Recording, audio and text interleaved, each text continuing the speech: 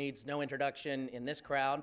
He's a true friend of the Federalist Society, our faculty advisor for our student chapter, and the Carmack Waterhouse Professor of Legal Theory here at Georgetown Law, Randy Barnett.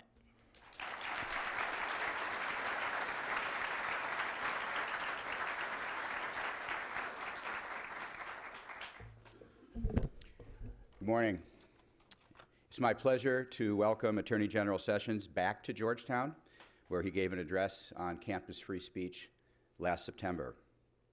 The son of a country store owner, Mr. Sessions was born in Selma, Alabama, and grew up in Hybarth, where he became an Eagle Scout.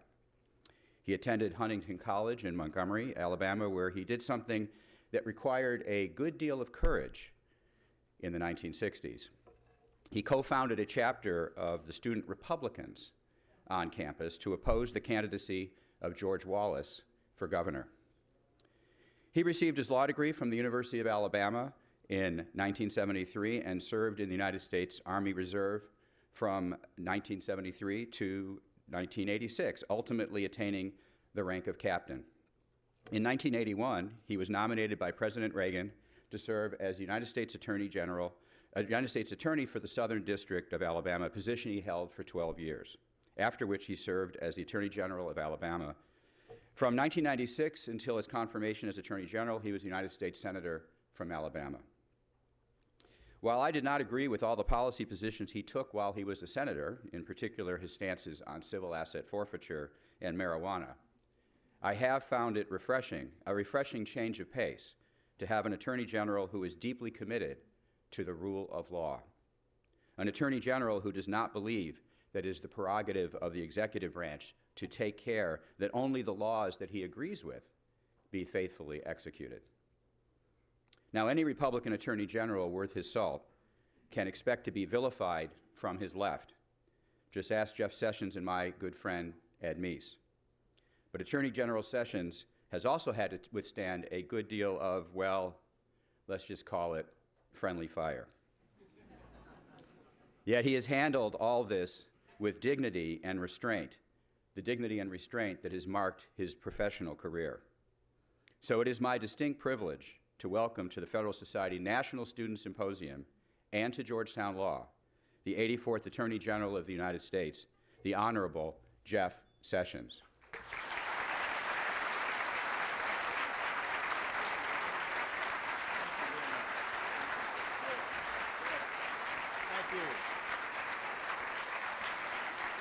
Thank you very much. Thank you, Professor Barnett, and appreciate those words. And it's good to be with you. I'm shocked that this many people showed up on Saturday morning at 8:30. And you even had a traffic jam out there. So I'm delighted to see you. I think that shows strength and vitality in the orthodox legal world. That's what I kind of think we are, and the views that we share. They're the part of the foundational, traditional views that American law was founded on, and it served us exceedingly well. And I am beyond words honored to have a small role in perhaps strengthening it, maintaining the great traditions that have been so beneficial to us. A good legal system not only is good for fairness and just plain justice, but it also is critical to prosperity and freedom and public safety. All of those things are critical. And when you travel the world, as I had the opportunity, particularly as Armed Services Committee, and see the disastrous, almost hopeless situations in so many countries around the world, you know that our great legal system, our fabulous judiciary, our traditions, our Constitution are just beyond words, a gift that we inherited, really. We didn't produce it, and we need to maintain it and strengthen it. I'd like to express my appreciation to the Federalist Society. I saw Gene Meyer just a while ago, and I remember when it was founded and joined at some point soon after the founding. There was no chapters where I was, but I would read the publications and celebrate the fact that this organization was out there. And I concluded and said, at one of their events recently, I am convinced there's no organization that seeks to advance an interest that's been more effective in the last 30 years to achieve the goals it set than the Federalist Society. Don't you agree? I just think it's fabulous.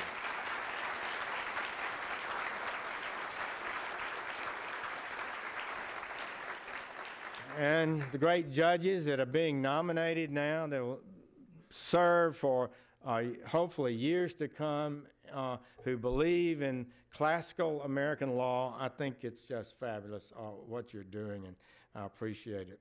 So our founders set up a great system in which the Congress writes laws, they're elected, the executive branch carries out the laws, and the judiciary applies those to cases and controversies that come before them. But you know well that there's always a serious risk that each branch might overreach in its powers, but I guess we're talking about potential overreach by the judiciary this morning. Judges have limited powers. For example, we had recently a judge tell one of our fine lawyers in court, well, you can't, quote, you can't come into court to espouse a position so heartless. Now that just hurt my heart to have my fine attorney attacked in court. I didn't appreciate it, frankly, but it didn't say it was illegal, the position we were taking. In fact, it was in fact legal, and it wasn't unlawful, but it was heartless, he said. So I think it was at the Federalist Society. I said publicly that it wasn't his job to decide what was heartless, but the American people, through their representatives, passed laws, and we try to enforce them as they're written, and that was our responsibility. And the same judge then said, back in court to, I guess, my lawyers, that I seem to think that courts can't have an opinion. Well, that's wrong, of course. Judges should issue opinions, legal opinions, that pertain to the legal questions before them as part of the case, and not to politics or sentiment. As Attorney General, I have been shocked, really, by the actions of certain judges in courts that we've dealt with who are failing to respect the constitutional responsibilities of the executive and the legislative branches. These branches are co-equal. The court is not superior. The court does not get to have the final word in every dispute.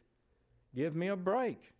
All courts are empowered to decide specific cases and controversies, but they do not have every word. On matters of policy, the branches that are directly accountable to the people, and I've been there, I had to be accountable, must be given their proper respect.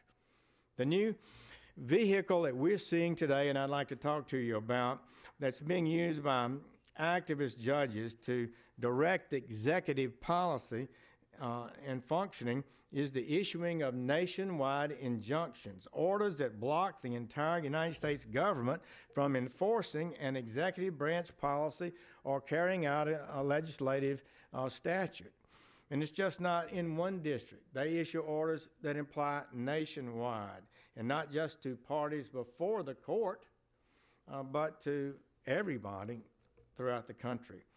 So the courts have been calling them nationwide injunctions.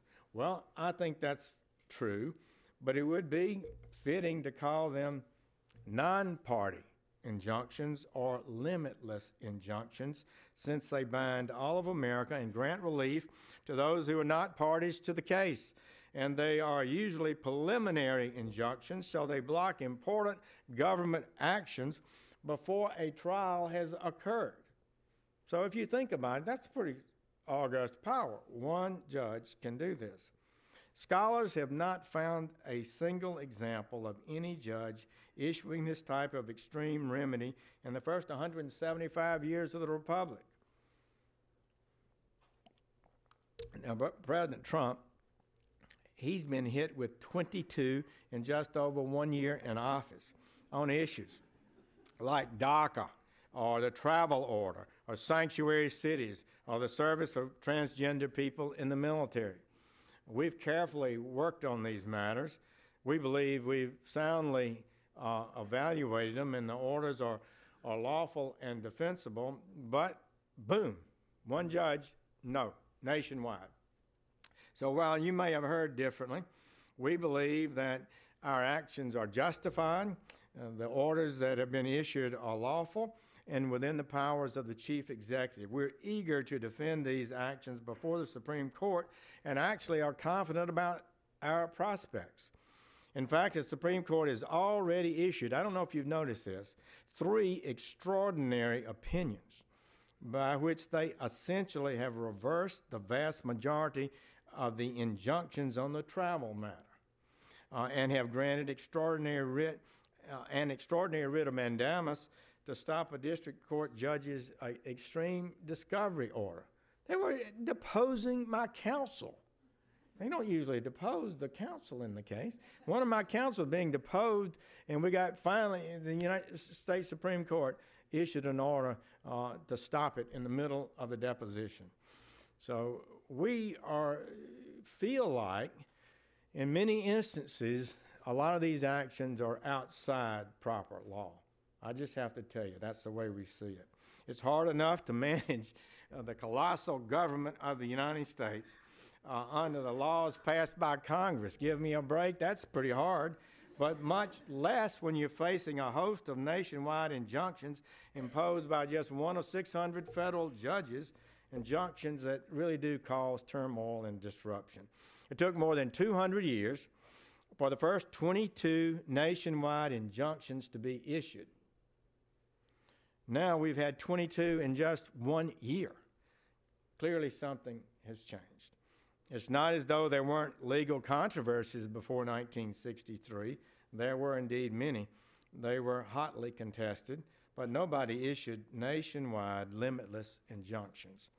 In 1897 in Scott versus Donald, for example, the Supreme Court found a law unconstitutional, and the Supreme Court did, and even recognized that many others beside the plaintiff before them were entitled to relief, but the court issued an injunction that only prevented the application of the law to that plaintiff. And during the New Deal controversies, courts concluded that one new tax was unconstitutional more than 1,600 times. They issued more than 1,600 injunctions, but each of those injunctions applied only to the plaintiff before the court, and the government collected the tax in good faith from more than 71,000 taxpayers before the Supreme Court eventually struck it down. In truth, there is a question that we're dealing with, and I feel it more, I think, than even the lawyers in the Department of Justice, because I was in the legislature, the Senate, and now as Attorney General. It's a question often of pure raw power. Who decides? Who has the authority? And these are policy questions for the most part. Our elected representatives, our elected president, or unelected lifetime appointed federal judges. This is a serious matter, and it bears on the very effectiveness of representative democracy. So today, in effect, single district court judges are going beyond proper adjudicated bounds, making themselves super legislators for the entire United States. That means that each of the more than 600 federal district judges in the United States can enjoin a law or regulation throughout the country, regardless of whether the other 599 agree. These limitless injunctions are contrary to the structure of our government, to the role of our judiciary, and they hamper or even block the proper functioning of our government. And importantly, they dramatically undermine the power of the people to control their government. So let me share a few concerns about it. First of all, the nationwide injunctions encourage forum shopping, right? There's a reason why so many lawsuits have been filed against the Trump administration in California or Hawaii, to which I once referred to as that island in the middle of the Pacific that didn't, which is so far as I can tell, accurate, but was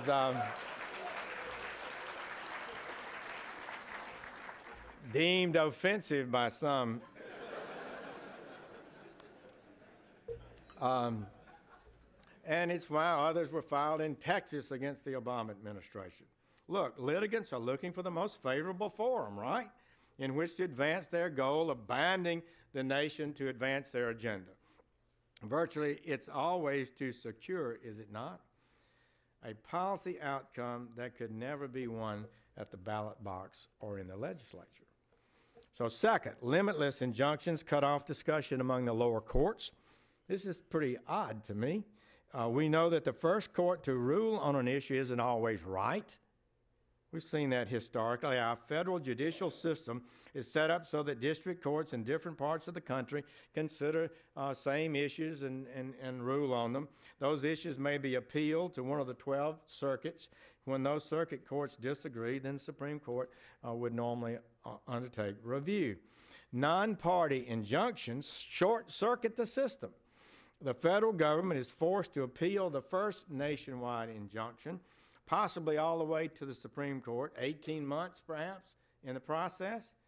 The effect is to cut off the opportunities for other courts to weigh in, and often these are preliminary injunctions, meaning a full case record has not been developed before the vast scope of the injunction directs the policy of the United States government.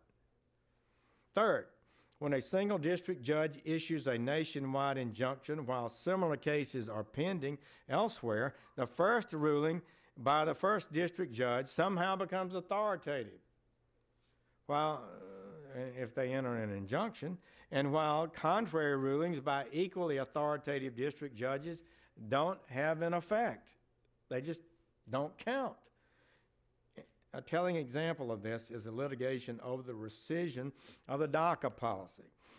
Parties have sued in several courts across the country, meaning that several judges are considering the issue and will issue rulings that should be binding only on the plaintiff before them, normally. Yet a federal judge in San Francisco and a federal judge in New York both felt they had the authority to issue a nationwide injunction granting relief to others who were not parties to the case. Then, last week, a federal judge in Maryland held that the DACA rescission was lawful. So the plaintiffs in the Maryland case lost, but by the rulings of the San Francisco and New York judges, they got their relief anyway. Fourth, limitless injunctions circumvent the class certification process required by statute and by Rule 23 of the Federal Rules of Civil Procedure. This is akin to a class action, these injunctions.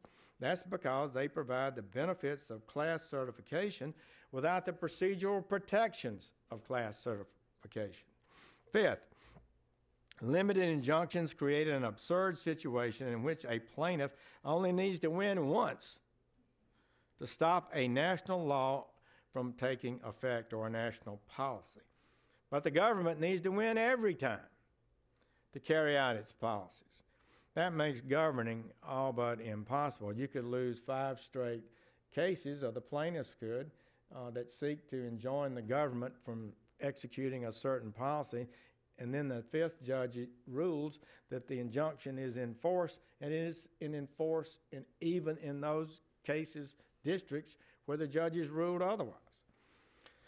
My predecessor, the great Attorney General Robert Jackson, faced a similar problem, later justice. In 1937, he lamented that, quote, this is pretty, I like this quote,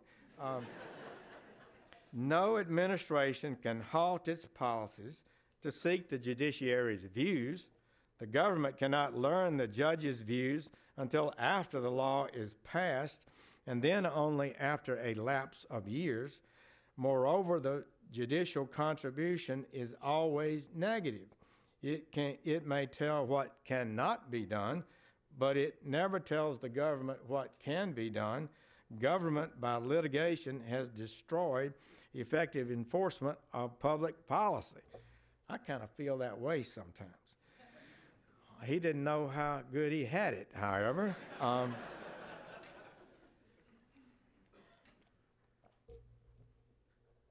So, the Department of Justice has been fighting the unprecedented number of limitless injunctions in the courts, and we're well aware of what's at stake.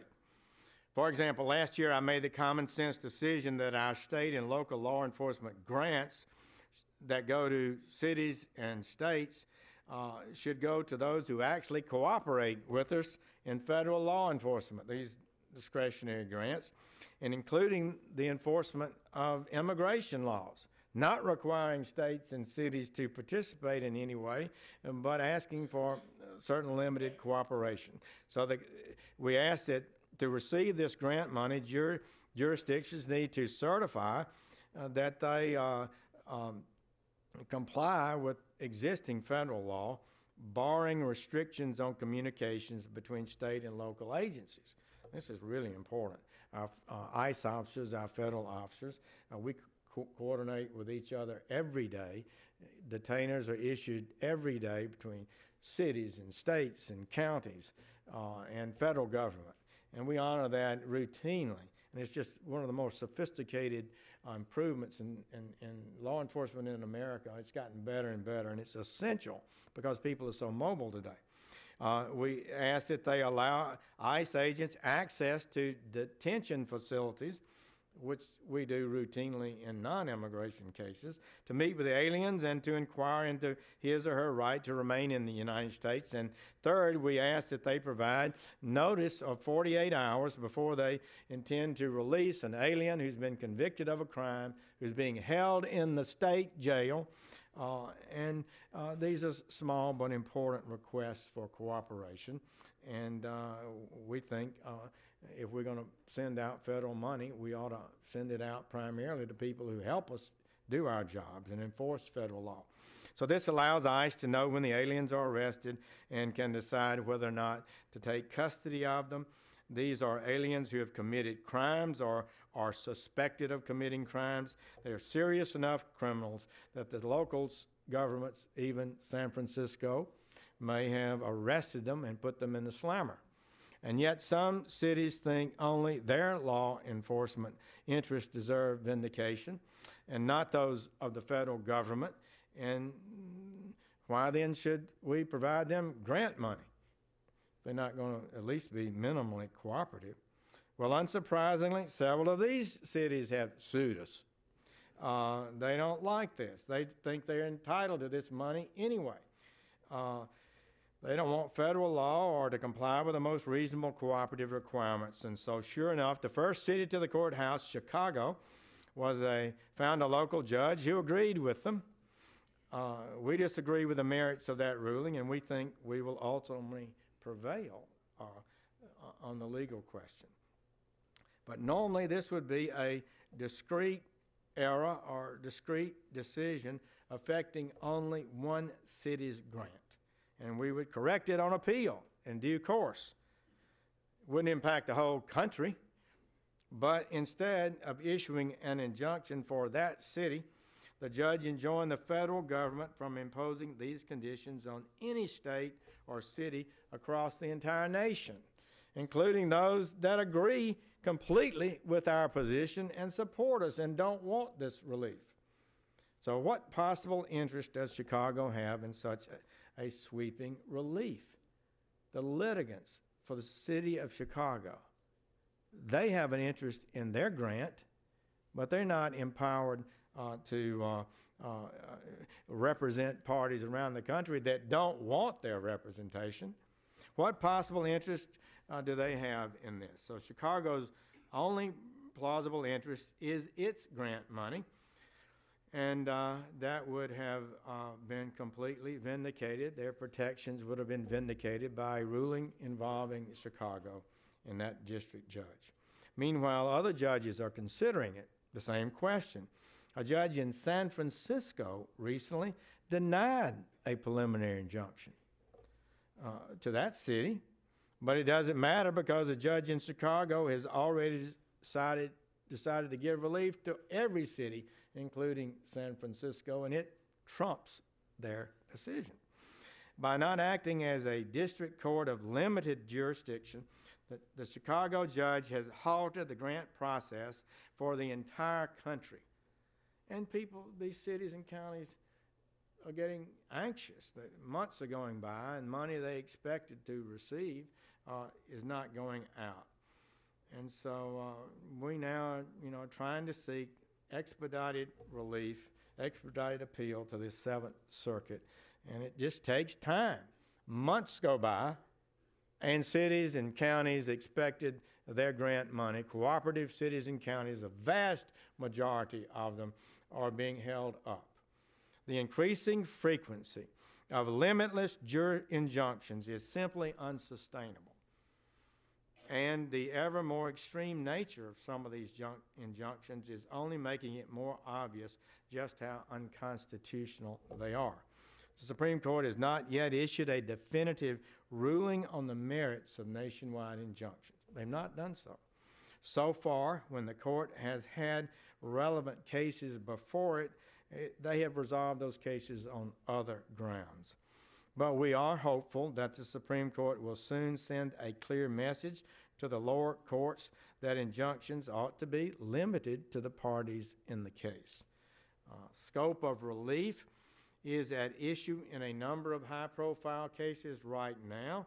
We will soon be arguing the merits of the president's travel ban, and we've asked for a review of this aspect of the case as well. We think it will be before the Supreme Court. It's not a political or partisan issue. Really, it's not. It is a constitutional issue and a rule of law issue. This has been a problem for the administrations of both parties. Until President Trump, the president with the most limitless injunctions was President Obama, and President Clinton was in second place. But the Department of Justice, under Democrat and Republican administrations alike, including the Obama administration, has been consistent over the past several decades that nationwide injunctions gravely threaten the rule of law. They threaten the proper respect for separation of powers and indeed the very functioning of the other two branches of our government. The American people vote for those other two branches of government. In case you haven't heard from your TV ads, people have to campaign and seek support for the further. And the people want their votes to count. They want their voices. The policies, the political branches need to be able to function and to be able to carry out reasonable constitutional policies.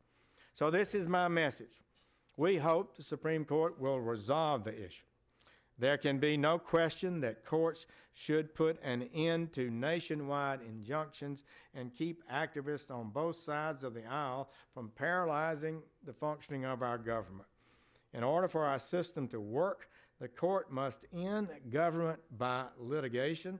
I'm hopeful they soon will, and that with your help and the intellectual support of persons like you, we'll be able to restore the rule of law in our country. Thank you. It's great to be with you this morning. Thank you. Thank you.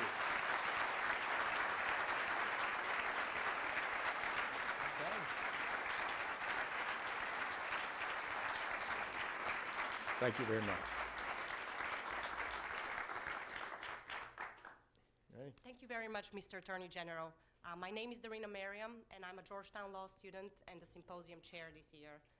We have just a few brief questions for you from our audience, and I know everyone here would truly appreciate your insight on those questions.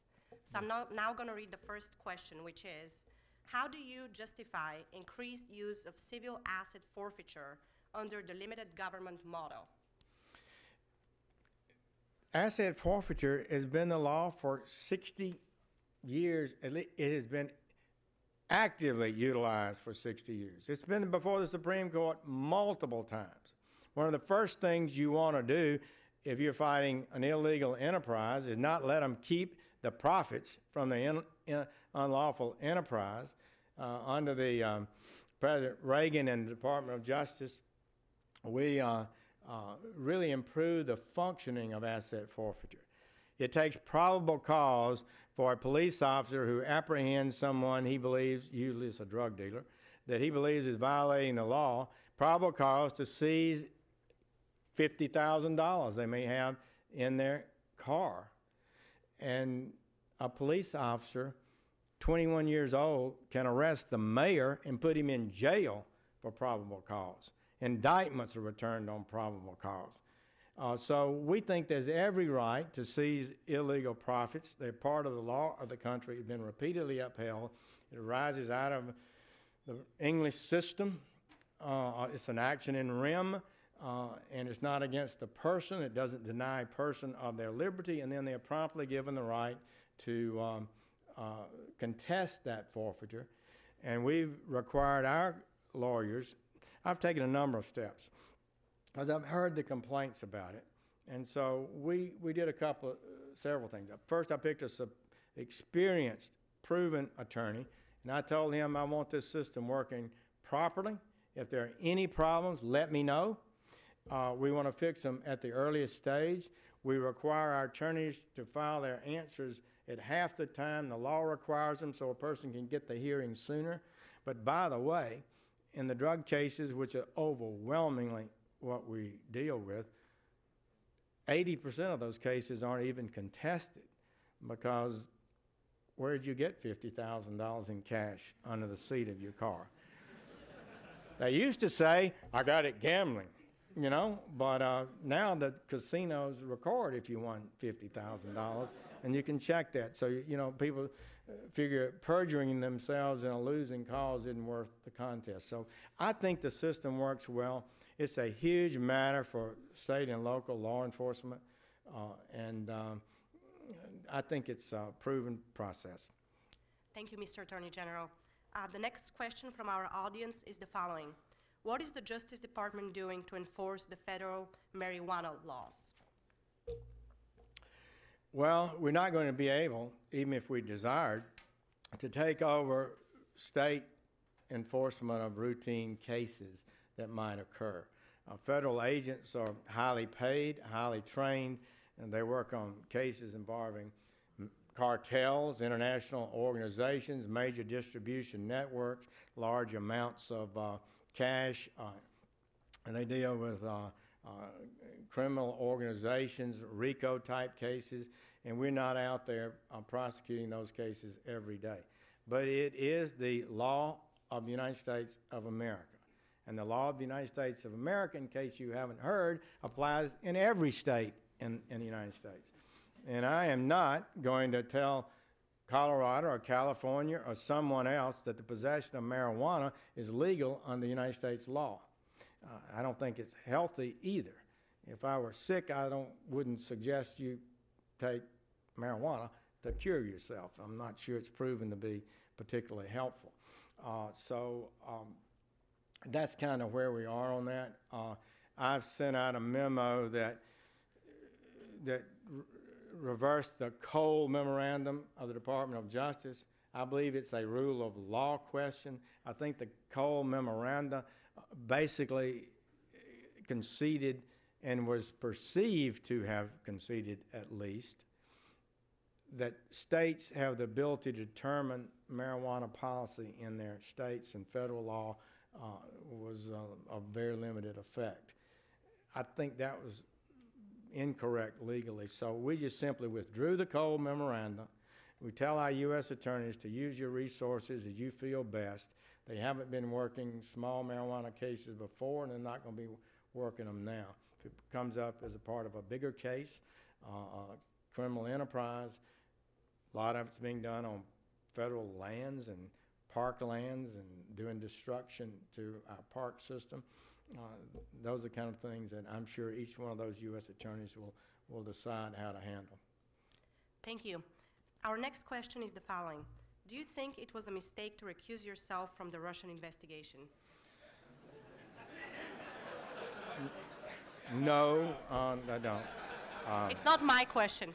You know, what you say? No, I think that's what I had to do.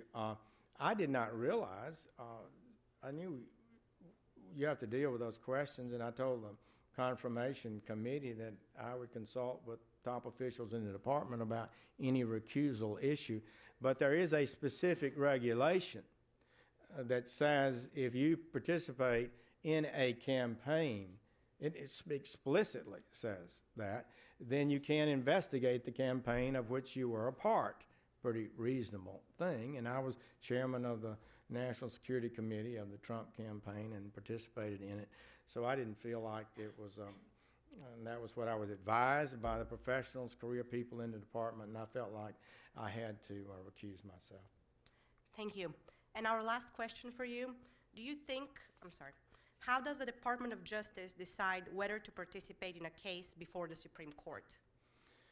Well, I asked Noah Francisco, there's my Solicitor General down here, a good Federalist Society member, and he tells me what to do. Thank you, Mr. Attorney General. No, we've got a great group in there in the Solicitor General's office, a lot of career people, so we evaluated on a lot of issues like, is this the best case to bring up? So this case may be marginal, you know, it may not be the best factual basis to create a clear issue for the Supreme Court that would likely result in a ruling that we think is proper. And so it takes a lot of thought that goes into that, and it takes people who know the court, know their tendencies, know the makeup of the court, and who's familiar with the history and the growth of the law in a lot of different areas. And it's no little matter to decide what to take before the Supreme Court. And so the Solicitor General, you know, that's the greatest lawyer job in the world. You get to stand before the highest court in the land, the Supreme Court, represent the greatest country in the history of the world, the United States of America. It's quite an honor, Noel, and he is a fabulous addition to our office. Thank you very much, Mr. Attorney General. We know we have a busy schedule ahead of you, so thank you for speaking to us this morning. Thank you all. Thank you.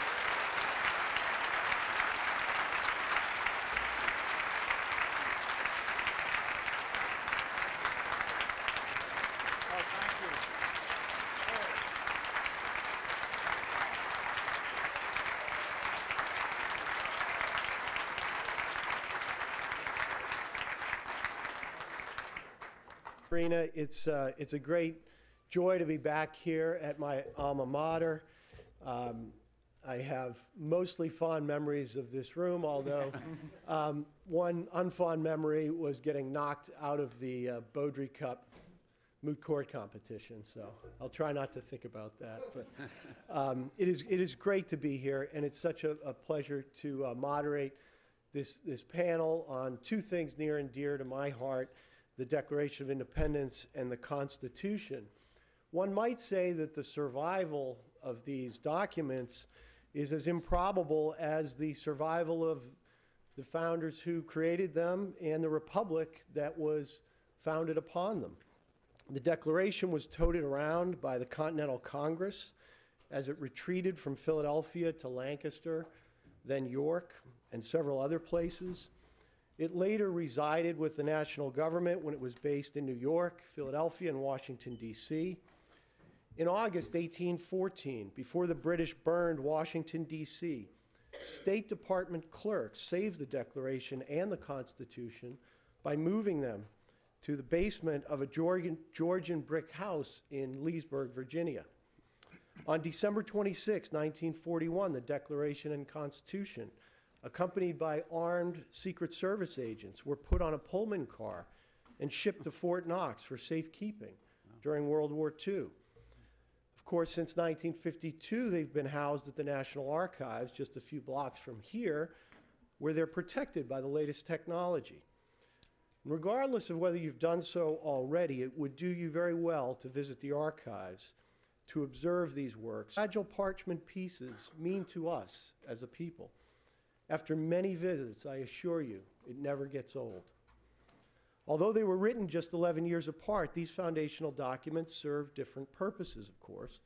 The Declaration, out of a decent respect to the opinions of mankind, attempted to justify a revolution in which British subjects declared their independence. The Constitution, also a revolutionary act of sorts, insofar as it exceeded the mandate given to them at the Annapolis Convention of 1786, was a charter of government the framers hoped would endure far longer than the ill-fated Articles of Confederation. And, fortunate for us, endure it has. But how do the Declaration and the Constitution interact with one another? To answer that important and challenging question, we are fortunate to have four extraordinary scholars with different points of view. I will introduce them in the order in which they will be heard before discussion and debate ensue.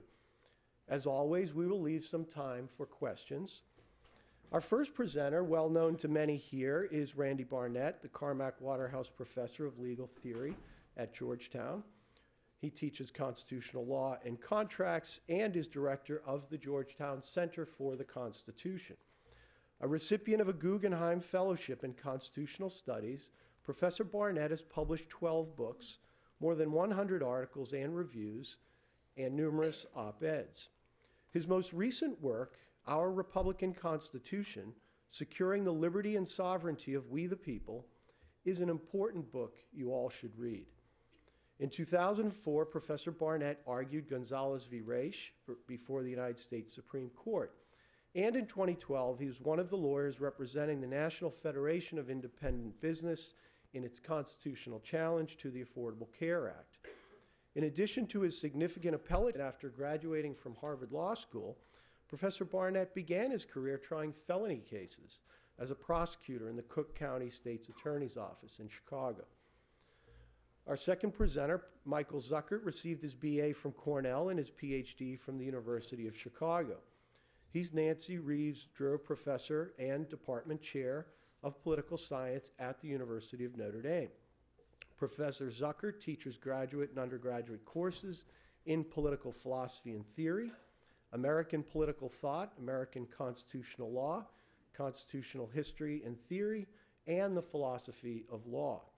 Professor Zuckert has published extensively on a variety of topics, including George Orwell, Plato, Shakespeare, and contemporary liberal theory. He is currently finishing a book called Completing the Constitution, the Post-Civil War Amendments, and is co-authoring another book on Machiavelli and Shakespeare. He's been commissioned to write the volume on John Rawls for a series on 20th century political philosophy.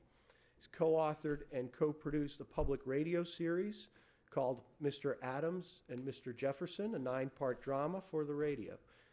He also was senior scholar for a 6-hour public television series on the American Revolution and served as a senior advisor to the PBS programs on Benjamin Franklin and Alexander Hamilton. He is currently head of Notre Dame's Tocqueville Center for the Study of Religion in American Public Life. Our third presenter, John Mikhail, is a law school.